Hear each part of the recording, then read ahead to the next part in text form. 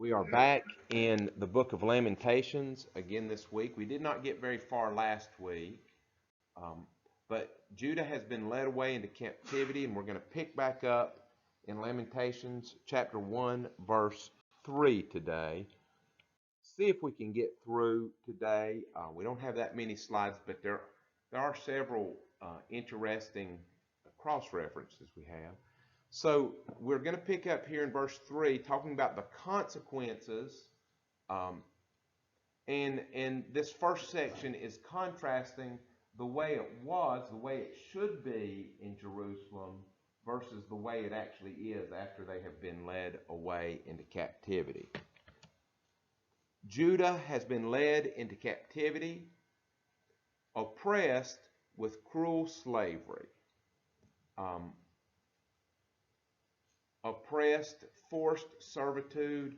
And so in view, back in the background of this is, I think, a very important way of understanding the Old Testament and the revelation there is we kind of start, we have the book of Genesis, and that's the beginning, and that's God establishing a relationship with the Hebrew people. Abraham, he calls, most likely Abraham is an Amorite, like the other Babylonians and Assyrians are. And he becomes the first Hebrew because of his relationship, his obedience with God. And so Genesis is that introductory story. And they wind up in Egypt at the end of the book of Genesis. And then they become enslaved there. Well, God goes and visits them and brings them out of slavery. And that whole thing about the Old Covenant, if you obey me, if you learn about holiness and begin to practice holiness in your everyday life, and you turn away from the temptations of the people around you, the things that ensnare them, then I will bless you. I'll keep you safe, and I'll protect your nation. I'll make the crops grow. But if you turn away from me after I have saved you from slavery, you'll find yourself back in slavery. That is the curse of rebellion. And they've been led into captivity, oppressed with cruel slavery. Jerusalem now lives among foreign nations and has no place of rest. It's very important. It's very significant. If you remember back, all the way back in Genesis, and again, I truly believe that the Garden of Eden was where Israel is now. The land, Haaretz, the land of Israel, is where the garden was. And all the way back in Genesis chapter 2, verse 7, in English translation it says God set the man in the garden to work and till the land, basically. But in Hebrew it says God rested the man in the garden. And probably a better translation for that verse, you've heard me say it many times, is put him there to worship and obey God. Worship and obey him is what it would say. That slavery to the land, working, toil, the sweat of our brow, that is a consequence of sin. Being oppressed by cruel slavery is a consequence of sin. Sin is rebellion against God. That we were intended to have a place, and the land is significant. The Israelites have a relationship with the land. Very significant. It is a place of rest. And this is what I mean. We are to seek Shabbat each week, Sabbath. And that is a time of rest. Because the whole idea is when we're working, when we're hustling to make a day, doing the things we do, all the things that make up the physical life, often that will distract us away from our true purpose, and that is to know God. It is when we rest in a spiritual sense that we take the time to think about God. And so I would say it is very biblical to say what we're doing right here, right now, on a Wednesday afternoon is rest in a spiritual sense.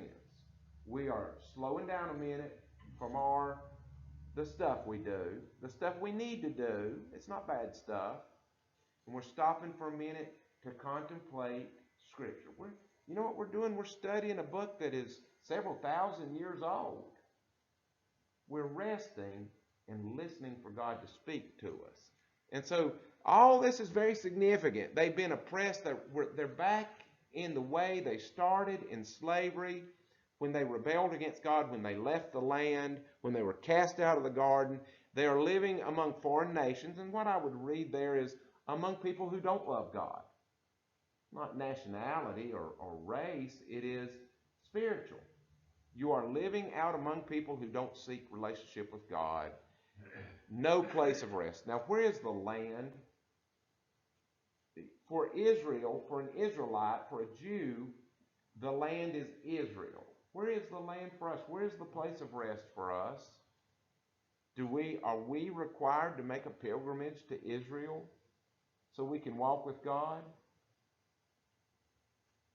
Where is the land for us? Wherever we are, if we're under the new covenant.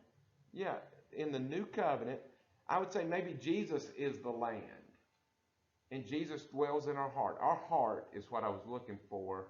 And our heart goes with us wherever we are. No longer do we have to pilgrimage to a place. No longer do we have to wait for Sabbath. I think for a Christian, every day is a Sabbath. We are to seek time daily to stop all the stuff and take at least a moment. Think about God. Contemplate God. Prayer, communicate, interact with God. Read some scripture. That is how we rest now. So all this stuff is important. But she doesn't have a place of rest now. She is oppressed again among unbelievers, enslaved. Her enemies have chased her down. She has nowhere to turn. Roads to Jerusalem are in mourning.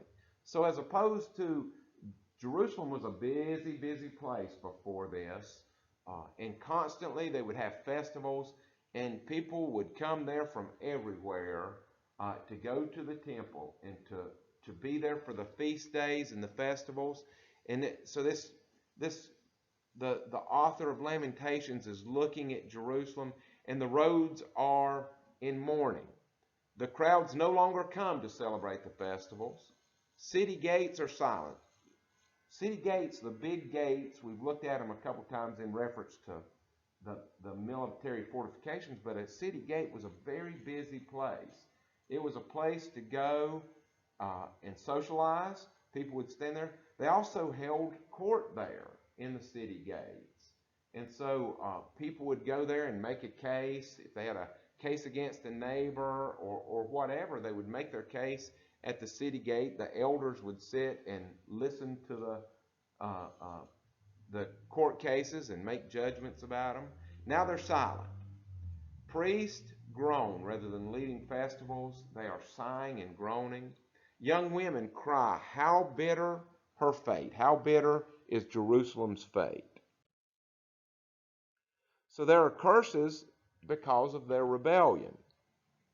In verse 5, her is Jerusalem, Judah, Zion, however you want to put it, is feminized. Her oppressors have become her masters. Her enemies prosper, for Yahweh has punished Jerusalem for her many sins. Okay? The author is making it clear that God did not pick them out and just being mean to them, but this is a consequence. What this condition that Jerusalem is in is a sad consequence of her own actions. Her children have been captured and taken away to distant lands.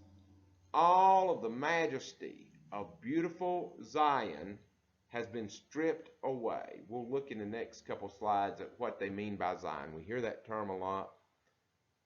Her princes are like starving deer searching for a pasture, searching for food.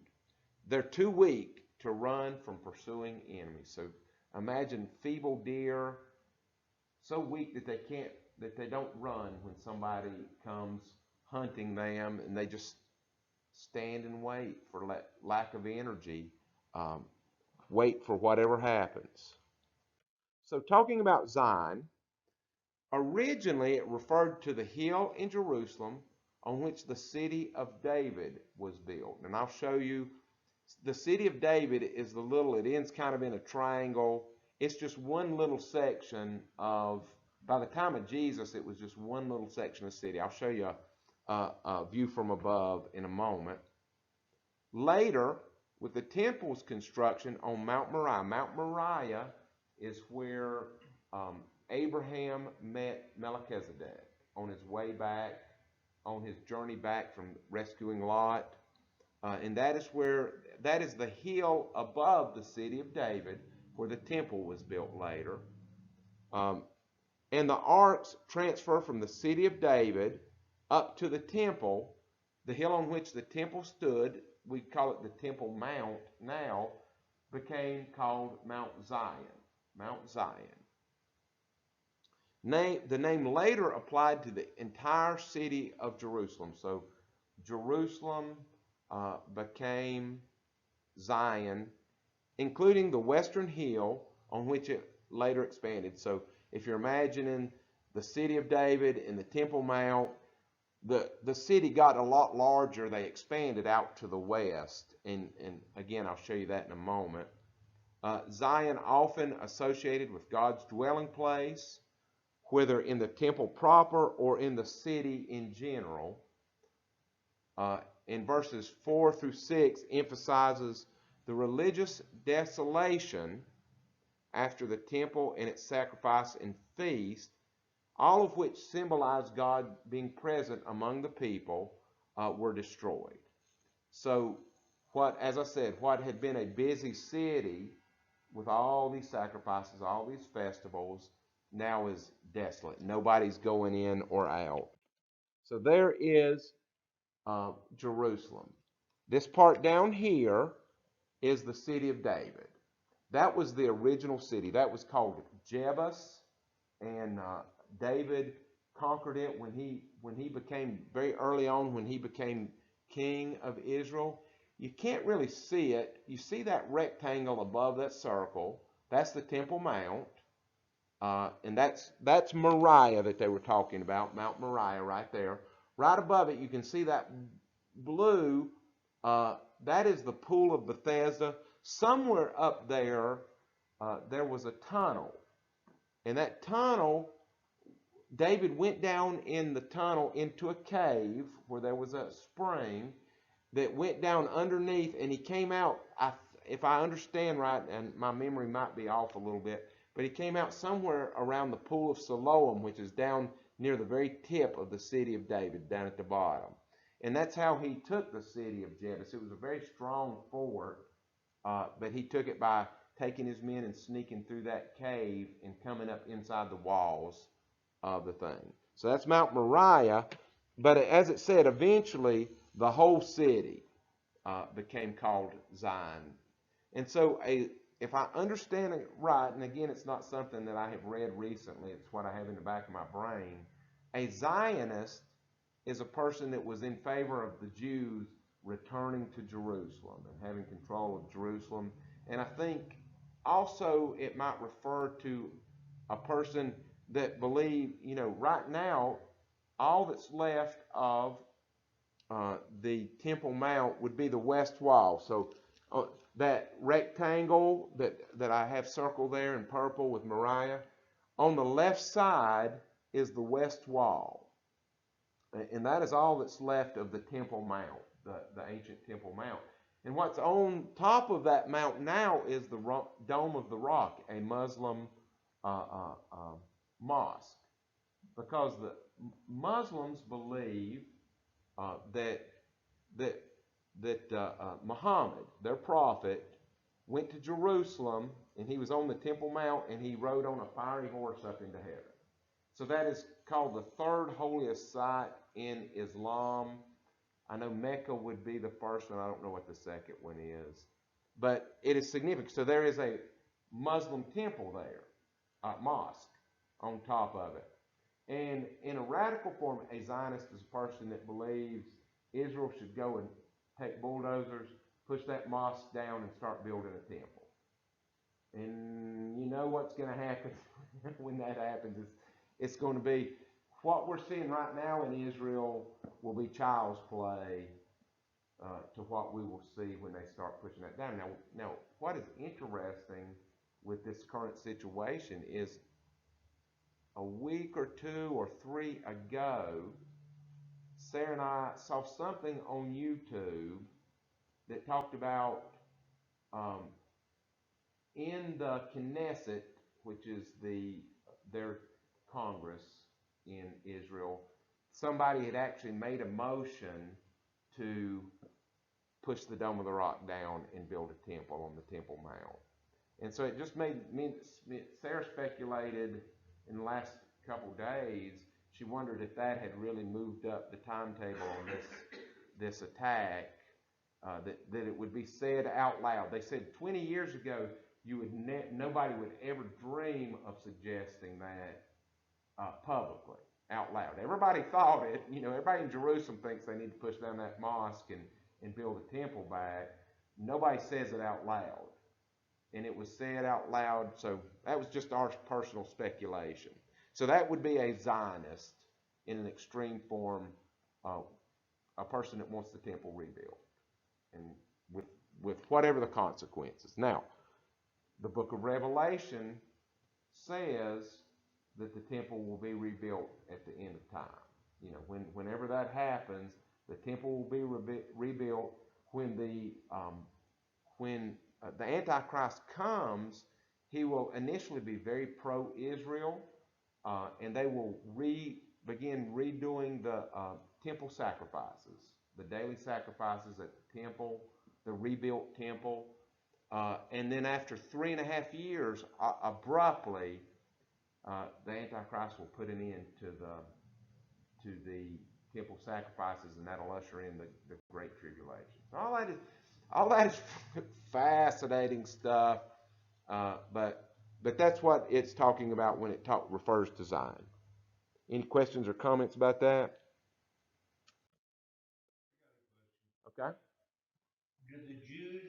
Do the present day Jews in Israel sacrifice animals like they used to in the Old Testament? They do not. They do not. They, as I've told you, in my opinion, they reinvented themselves after the fall of the temple in 70 AD. So Christianity already had begun. When the Jews initially Christianity was a sect of Judaism.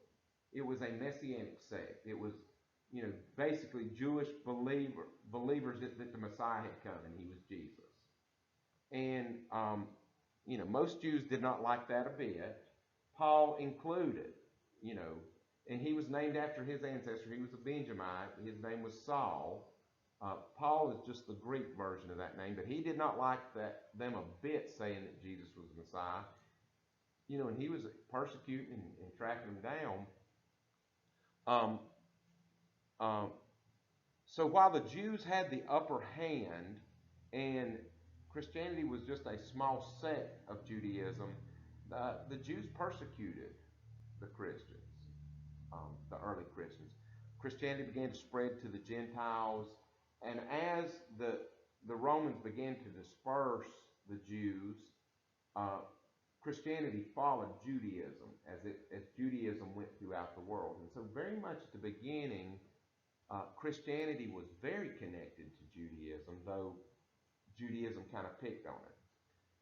Judaism, after 70 AD and the diaspora, where they went all over the world, they reinvented themselves over several hundred years. And so I've said it many times, modern Judaism is only a distant step cousin to the ancient Hebrew religion. When we're looking at the Old Testament and the prescribed practices of faith, Hebrew faith, prescribed in the Old Testament, modern Judaism is a distant shadow cousin. Christianity, so if the Old Testament is a tree, and that Old Testament religion is a tree, Christianity is the logical outgrowth of it. above the branches.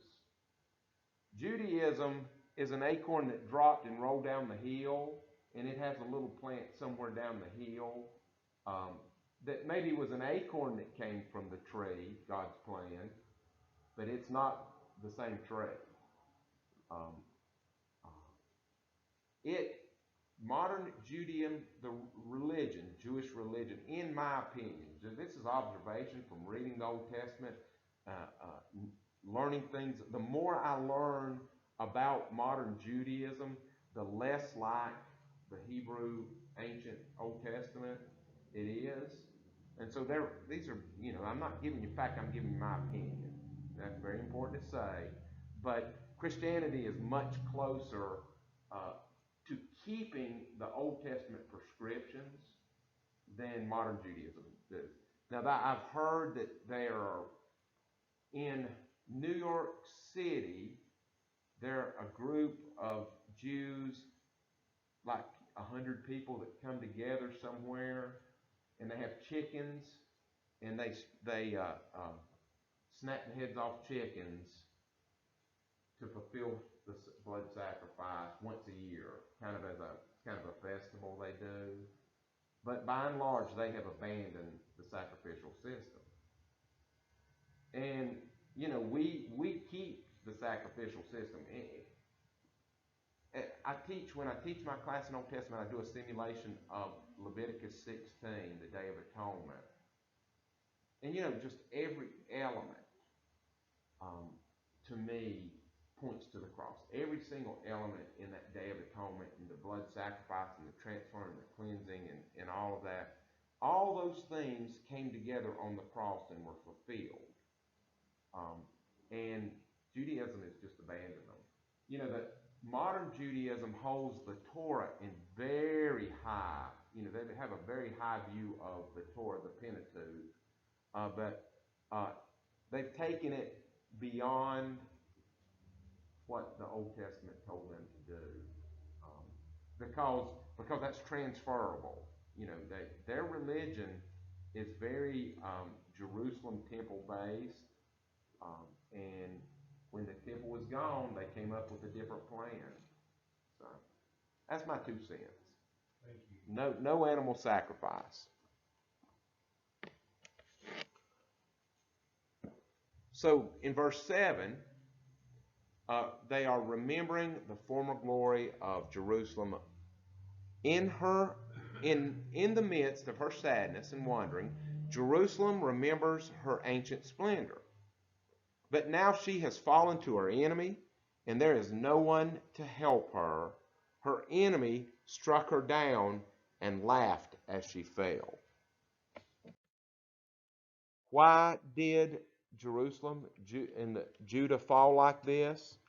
Jerusalem has sinned greatly, and I love the Hebrew. Whenever there's a word, in order to give the word oomph, we put a helping word on there. We put sin greatly. The word for sin is kata. Chata is a guttural, chata. And the way they would say sinned greatly in the Hebrew would be ket chata, chata. Sinning, she sinned. That means it really sinned. In Genesis chapter 2, God tells them not to eat of the tree in the midst of the garden, and it says, in the day that you eat of the tree that's in the midst of the garden, you will die. And a lot of times it'll say utterly, you will die utterly. And the way it was said in Hebrew was, in the day that you eat of the tree, dying you shall die. Same thing here for emphasis. Jerusalem, sinning she sinned. Sinning she has sinned. So that she has been tossed away like a filthy rag. Now, I found all these words interesting, so I went in and looked at the Hebrew. I do not know where they came up. This is the New Living Testament, which is a good testament, a good translation. But I could not find how they got she was tossed away like a filthy rag. Now, that doesn't mean that there is not a legitimate reason for that translation, and I would dare say probably the person that translated this knows a good deal more than me, but I could not find it. What it said in Hebrew, there's a term for, I believe it's nadi, la nadi, where people are just shaking their head.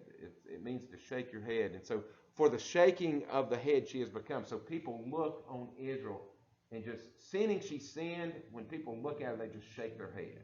There's nothing to, she's a hopeless case. There's nothing to be said for her. And all who once honored her now despise her, revile her, for they have seen her nakedness. And all she can do is groan and hide her face.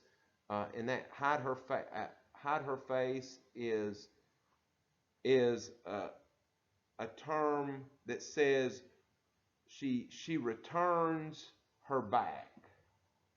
So she turns her back or something like that. That groan is all she can do is sigh. It's a heavy sigh or a deep groan, and turn her back on things. As if they did not understand their responsibility, she defiled herself with immorality. You just think about, when we say that's immoral, how does the world respond to that?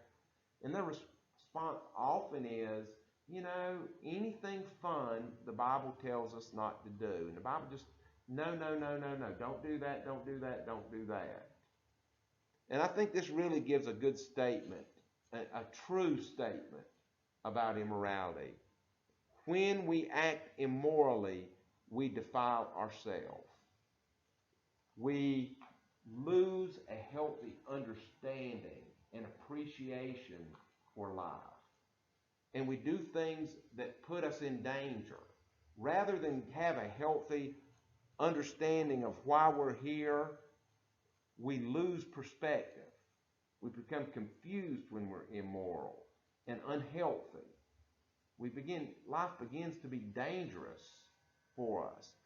You just take, I have a wife who is the joy of my heart. And if I decided to act immorally and go outside of that marriage and get me another girlfriend, what would that add to my life? Not much. Nothing that I can't get at home. What would it take away from my life? Potentially everything. Potentially everything that is good. I couldn't be y'all's pastor anymore. I couldn't be her husband anymore. I would hope that she would send me packing. I would lose everything. I would defile myself. How do you come back from that spiritually? And so, immorality, prohibitions against immoral behavior, living morally, living in a moral society is healthy for that society. Living morally is healthy for us. By disciplining myself to moral behavior with my wife, I best appreciate what she adds to my life and appreciate her. And I am fuller and richer for it. Morality is for us. And when we engage in immorality, we defile ourselves. And so when God says, don't do this, don't do that, don't kill, don't lie, don't cheat, He's saying be healthy, limit your behavior so that you can appreciate. When you begin to lie, the truth loses value to you. And people that lie, chronic liars, they don't really know what the truth is anymore. That's right. You lose perspective.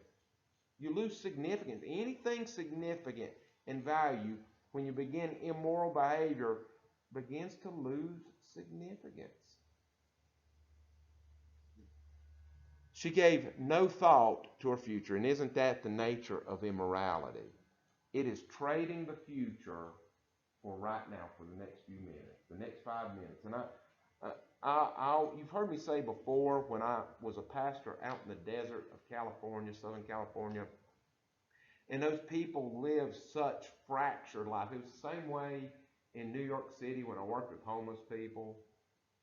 Those people were living 5 minutes at a time, and they were stomping fires out and trying to feed whatever hunger, thirst, itch they had in the next 5 minutes. And everything else just disappeared. The people that mattered to them and that they mattered to disappeared. The future disappeared. And they were just trying to take care of that next 5 minutes. She defiled herself with immorality and gave no thought to her future. Now she lies in the gutter with no one to lift her out. She says, Lord, see my misery. The enemy has triumphed. And again, just that statement, I'm a victim.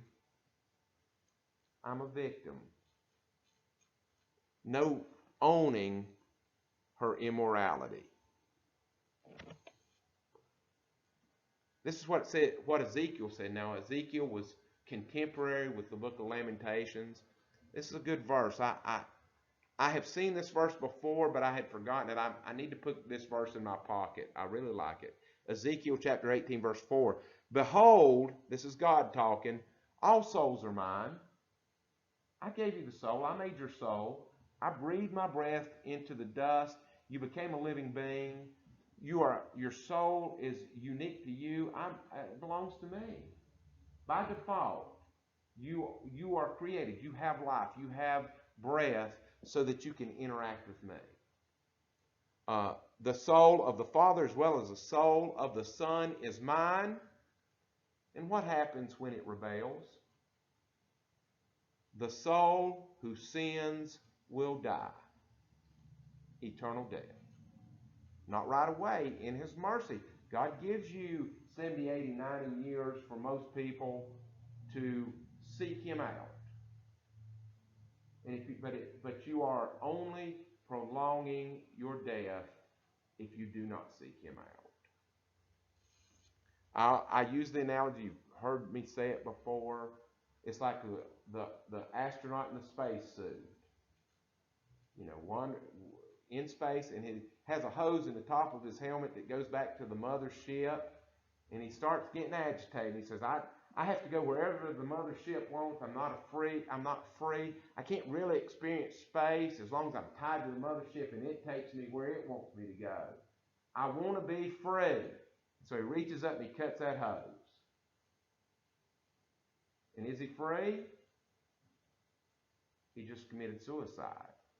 And that's what we do. All souls are mine. When we turn from God, we commit suicide. We cut our line.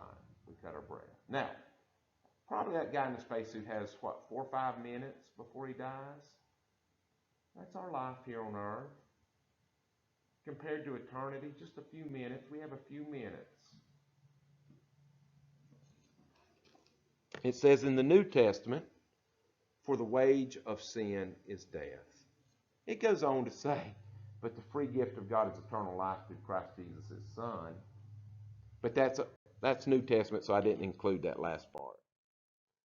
Consequences. What were the consequences for their rebellion against God? The desecration of the temple. The enemy has plundered her completely, Jerusalem, taking every precious thing she owns. She has seen foreigners violate the sacred temple. You know, they had a wall in the temple court where a non-Israelite could not go past that wall, the wall of Gentiles. But now they've gone in and violated the sacred temple, the place Yahweh had forbidden them to enter. Another consequence is famine. Her people groan as they search for bread. They have sold their treasures for food to stay alive. Oh Lord, look, she mourns, and see how I am despised. Look down on me, God, and see what's happened to me. So Jerusalem calls out, it changes perspective, and that's another reason I think it probably is Jeremiah, because Jeremiah liked to do this too, or the author of the book of Jeremiah. Now she's talking to people. Now, rather than us looking at Jerusalem, standing on the hill and looking down at Jerusalem, now the speaker is Jerusalem, talking to people who are looking at her, looking at Jerusalem. Does it mean nothing to you, all of you who pass by?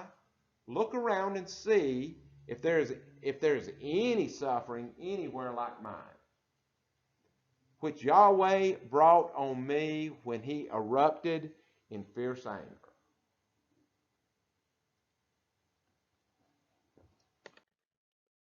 Fire from heaven. This is one of there's 3 or 4 attacks that God makes according to Jerusalem now. Jerusalem is talking to passersby. He has sent fire from heaven that burns in my bones. He's placed a trap in my path and turned me back, a snare. He has left me devastated, racked with sickness all day long. In 2 Kings, talking about that fire from heaven, Elijah replied to the captain of 50 men, if I'm a man of God, let fire come down from heaven and consume you and your 50 men. Then fire came down from heaven and consumed them. Now Jerusalem is saying, that's what God did to me. They talked about the yoke of slavery. He wove my sins into ropes to hitch me to a yoke of captivity. Yahweh sapped my strength and turned me over to my enemies. I am helpless in their hands. So speaking of a yoke, and all the way back in Leviticus 26:13, it was written, I am Yahweh your God, who brought you out of Egypt so that you would not be slaves, and I broke the bars of your yoke and made you walk erect. So what God did for them, they have now reversed by turning away from him. And Jerusalem it seems like they're kind of blaming God for bringing the yoke back on them. Trampled like a winepress. I think this is the 4th of the ways that God has attacked them for their sin. Yahweh has treated my mighty men with contempt, my soldiers. At his command, a great army has come to crush my young warriors. Yahweh has trampled his beloved city like grapes are trampled in a winepress. Now, this is a familiar metaphor. In Isaiah 63, this is a messianic prophecy. This is not the first time. How did the Messiah come the first time? How did he show up on planet Earth? As a baby.